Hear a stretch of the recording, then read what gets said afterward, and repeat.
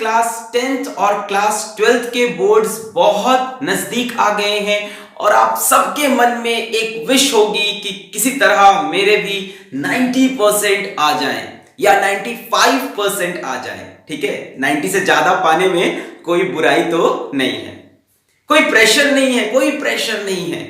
बस फिर भी दिल को तो अच्छा लगता है ना जब 90 नंबर आते हैं, 95 नंबर आते हैं, वो रिजल्ट का दिन, वो सामने स्क्रीन पे नंबर, आहा सारे परसेंटेज जोड़े 90%। तो यहां से कुछ दिन बचे हैं और हम आपके लिए कुछ टिप्स, कुछ पॉइंट्स लेके आए हैं जिसको आप यूज करोगे तो आपके परसेंटेज डेफिनेटली, अगर 80 पे है तो 90 पे पहुंचेंगे, 70 है तो 80 पे पहुंचेंगे। बस इनको अच्छे से अप्लाई कर, सारे पॉइंट्स आपको हम बताएंगे, इनको कहीं लिख लो, इनको कहीं लिख लो ताकि ये दिमाग से उड़ ना जाए। दिमाग अपना वॉलेटाइल है, आज सुनेगा कल सब निकल जाएगा। तो शुरू करते हैं। सबसे पहली बात है रिमूव योर फियर, और साथ में लिखा है इमेजिनरी। देखो ये जो डर है ना, डर कहां है, कहां है डर? कहीं दिख रहा है? नहीं है। डर ना इमेजिनरी है, वर्चुअल है, अपने दिमाग का बनाया हुआ है। मेरे साथ बोलो, मेरे साथ बोलो, डर क्या है? इमेजिनरी है। जब भी डर लगे ना, क्या होगा, कैसा रिजल्ट आएगा, मैं कर पाऊंगा कि नहीं, दिमाग को क्या सिग्नल भेजोगे कि मेरा डर इमेजिनरी है। दिमाग को सिग्नल तो भेज दो कि भैया ये जो डर आ रहा है ये क्या है? इमेजिनरी है, इस पे ध्यान मत दो, ये असल में एग्जिस्ट ही नहीं करता। अरे ये नेगेटिव शैतान है, दिमाग में बार बार आ रहा है तुम्हें डिस्टर्ब करने। डर इमेजिनरी है। वैसे अगर डेप्थ में बात करो तो डर है क्यों? डर है क्यों? क्या डर तुमको यहां से लेकर एग्जाम तक पढ़ने का है? क्या डर तुमको कड़ी मेहनत का है? अगर ऐसा है फिर तो तुम कायर आदमी हो, फिर तो तुम डरपोक आदमी हो। नहीं, तुम्हें डर है रिजल्ट का। मानो मेरी बात, तुम्हें डर है रिजल्ट का कि रिजल्ट में क्या होगा, कैसे नंबर आएंगे, पेपर कहीं टफ तो नहीं आएगा, वो क्वेश्चन मुझसे नहीं हुआ तो।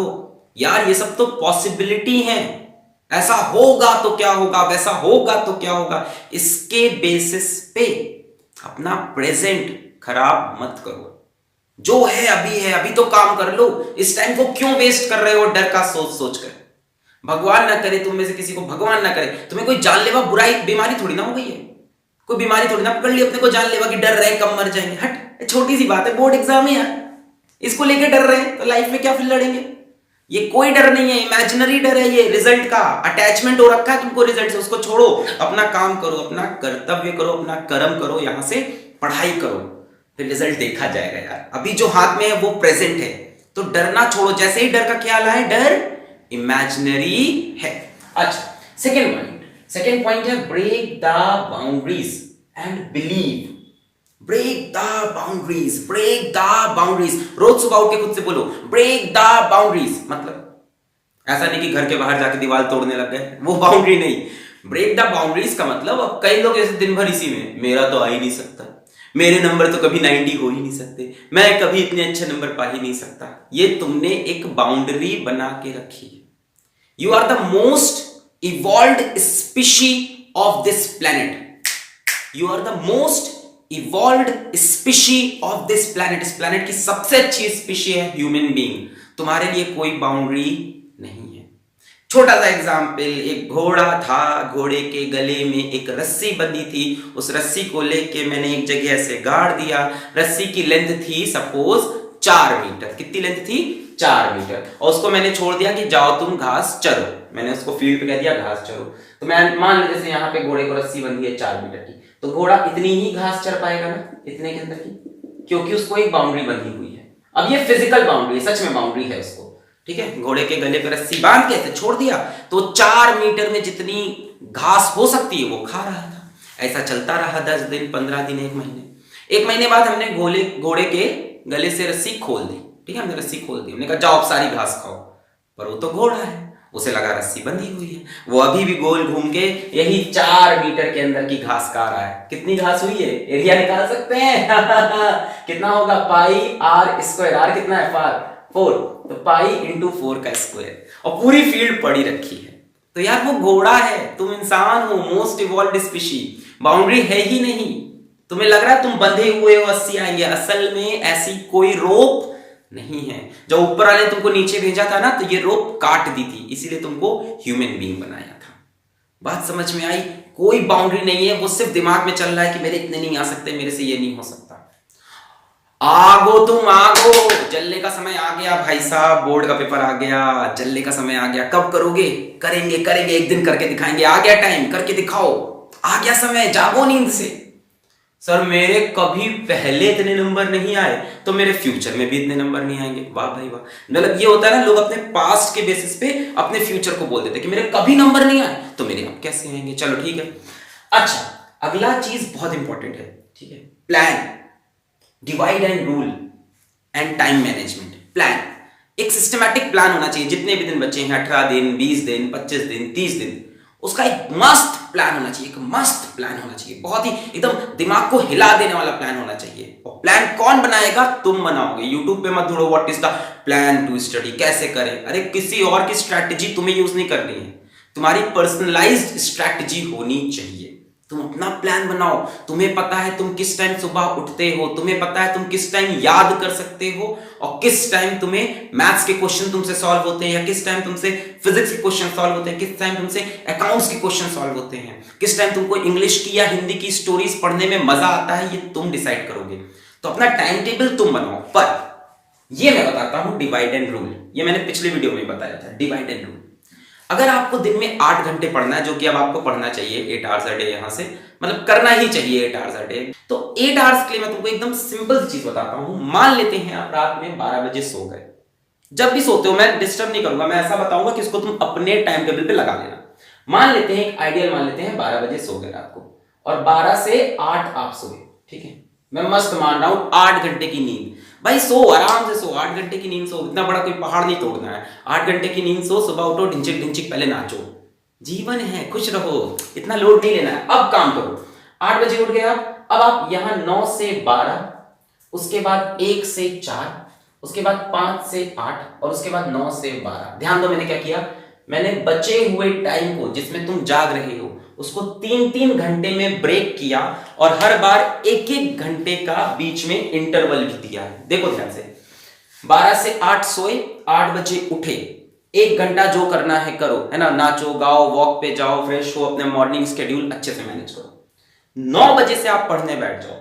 9 से 12 में 3 घंटे हैं, इसमें से इफेक्टिवली 2 घंटा पढ़ लो।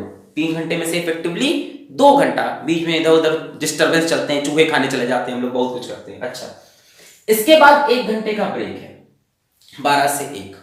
अब 1 से 4 3 घंटा है, इसमें इफेक्टिवली 2 घंटा, इसमें 2, इसमें 2।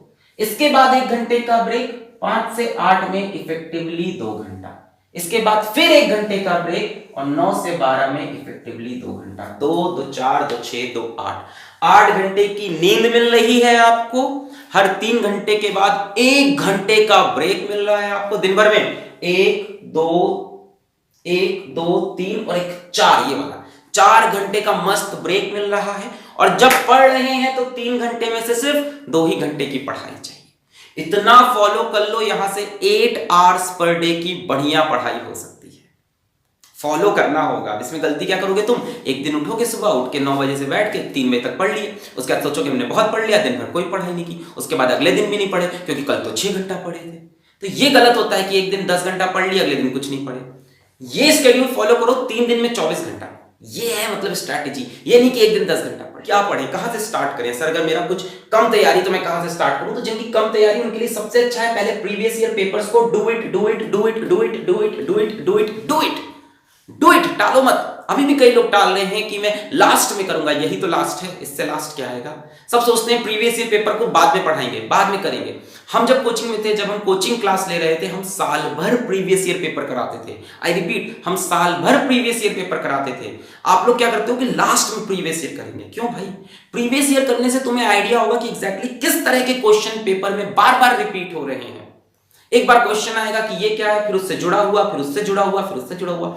अपने प्रीवियस ईयर पेपर उठा के देखो, 2008 से 2018 के उठा लो, 2008 से 2018, तुम्हें मिलेगा 2009 में वही क्वेश्चन आया, 2011 में वही क्वेश्चन आया, 2013 में उसको घुमा के आसपास का क्वेश्चन आया। क्लोज क्वेश्चंस मिलेंगे एक ही तरह के, एक ही डेरिवेशन कई बार आई हुई है, एक ही तरह का न्यूमेरिकल वैल्यू चेंज होके कई बार आया।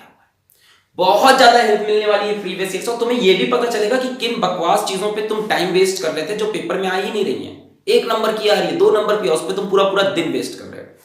जैसे इससे जुड़ा ये है मार्क्स डिस्ट्रीब्यूशन, ये दोनों जुड़ी चीजें हैं। मार्क्स डिस्ट्रीब्यूशन तुमको एक तो सिलेबस से पता चलता है क्योंकि सीबीएसई बता देता है कि कितने में कहां से कितने नंबर का आना है, और दूसरा मार्क्स डिस्ट्रीब्यूशन तुमको प्रीवियस ईयर पेपर से बहुत सही आइडिया लग जाता है कि किस तरह के क्वेश्चन पे ज्यादा नंबर आ रहे हैं, किस तरह की डेरिवेशन पे ज्यादा नंबर आ रहे हैं। अब ये थोड़ी ना करना है कोई चीज आ ही नहीं रही, उसी को रात रात लेके बैठे हैं, फिर टीचर के पास भी ले जाते हो तुम लोग, सर ये आपने नहीं पढ़ाया, सर ये हमको समझ में नहीं आ रहा। ये सब करने के लिए साल भर था। स्मार्ट बनो, स्मार्ट स्मार्ट, यहां लिखा नहीं है वो पॉइंट, स्मार्ट स्टडी करनी है, हार्डवर्क तो करना ही है, साथ में स्मार्ट स्टडी करनी है। तो अगर स्मार्ट स्टडी करनी है तो आपको मार्क्स डिस्ट्रीब्यूशन देखना चाहिए चाहिए चाहिए, अब, एक दिन पहले नहीं, अब देखो क्या चीजें नहीं आ रही, उस पर टाइम वेस्ट मत करो, उसको कम पढ़ो, जो आ रहा है भैया उसको पकड़ो। सिंपल सी लॉजिक थी, सबको पता था, फिर भी मैंने आपको बताया। लास्ट है don't ignore scoring subjects. Okay, अगर आपका टारगेट ओवरऑल 90, ओवरऑल 93, 94, 95, भगवान करे आपका 93 से ऊपर आए, मुझे बहुत खुशी होगी कि मुझसे सीख कर किसी स्टूडेंट का मेरे से भी ज्यादा नंबर आए, मेरे को बहुत खुशी होती है। एनीवेज, तो if you cross 90, 95, if you want to, then don't ignore scoring subjects. कई बच्चे गलती करते हैं कि मैथ्स ही पढ़ रहे हैं, ठीक है, या अपना फिजिक्स ही पढ़ रहे हैं, या अपना पीसीएम पढ़ रहे हैं, या अपनी पीसीबी पढ़ रहे हैं। यार परसेंटेज पूरे रिजल्ट का होता है, एक एक सब्जेक्ट मैटर करता है। तुम स्कोरिंग सब्जेक्ट को इग्नोर मत करो। जैसे कई लोग क्या फिजिकल एजुकेशन, कई लोग क्या कंप्यूटर एप्लीकेशन, कई लोग क्या हिंदी, ये सारे स्कोरिंग सब्जेक्ट हैं, इनको इग्नोर मत करो। कंप्यूटर में to get 90 in computer is so easy when compared to get 90 in physics, chemistry और मैथ्स। कंप्यूटर में बहुत इजीली 90 मिलता है, ठीक है, फिजिकल एजुकेशन में बहुत इजीली नंबर मिलते हैं। तो ऐसे सब्जेक्ट्स को भी तैयार करो क्योंकि उसमें थोड़ी सी मेहनत करके 90 क्रॉस हो सकता है, और कम मेहनत करोगे तो 80, 70 बड़ा असर पड़ने वाला है रिजल्ट पे। तो जो छोटे छोटे नंबर ऐसे मतलब मिल रहे हैं ना, एक तरह से बट रहे हैं, मैं बोलना नहीं चाहता, पर जो ये बट रहे हैं ना, इनको बटोरो, इनको बटोरो। ओवरऑल परसेंटेज बढ़ाना है तो मत पड़े रहोगे केमिस्ट्री में वो चैप्टर भी याद कर रहे हैं जो बचा हुआ था, उससे अच्छा कंप्यूटर के 4 चैप्टर और पकड़ लो, नंबर 10 मिलेगा, वहां 2 मिलेगा केमिस्ट्री का एक चैप्टर तैयार करके। ये नहीं कह रहा उसको छोड़ दो, प्रायोरिटी बता रहा हूं अपनी डिसाइड करो। Don't ignore scoring subjects. मेरी सारी दुआएं, सारी विशेष, सारी प्रेयर्स तुम सबके साथ हैं। I wish you all the very best.